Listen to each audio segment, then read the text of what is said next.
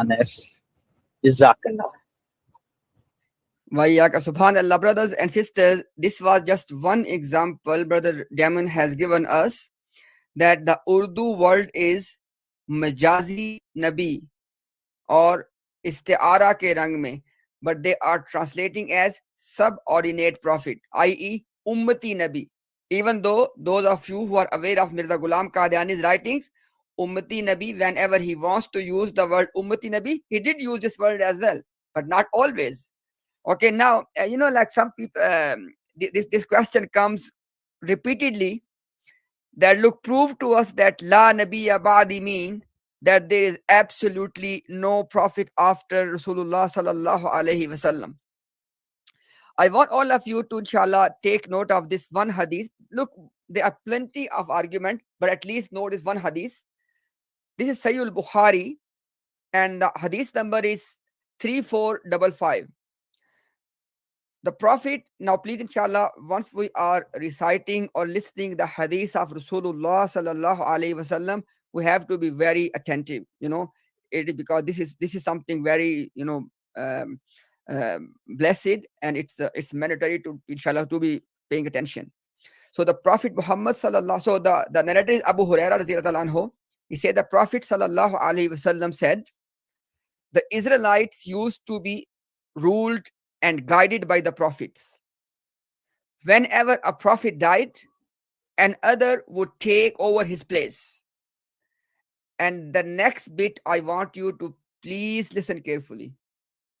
There will be no prophet after me, but there will be caliphs who will increase in number.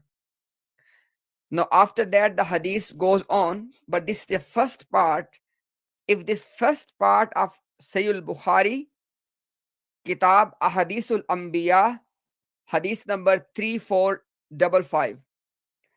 What we are learning here is our beloved Rasulullah sallallahu alaihi wasallam is teaching us that in the case of previous ummah, Bani Israel, there was a prophet one after the other. But he said that in my case, in the case of this ummah, there's no prophet after me. And then he said, but there will be caliphs after me who will increase in number. And we all know after Rasulullah sallallahu alaihi wasallam, we have the system of Khilafah, and we know that in that same sequence, the understanding of the ummah is that Hazrat Mahdi will also be one of the caliphs. So what I'm trying to say is, how it can be any clearer than this when Prophet sallallahu alaihi wasallam is comparing the previous ummah and this ummah, and is telling us in the previous ummah there was a prophet one after the other, but in this ummah there's no prophet after me, but there will be caliphs. And that's exactly what we have in our history of Islam.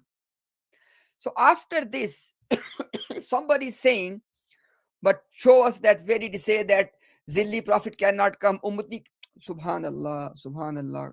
Come back, people, come back and wake up. Ji Ahmed bhai. Gee, subhanallah, and like you said, this statement, La Nabi Abadi, this is not just repeated in one hadith. It is repeated in multiple hadith, multiple sahih hadith, in different perspective.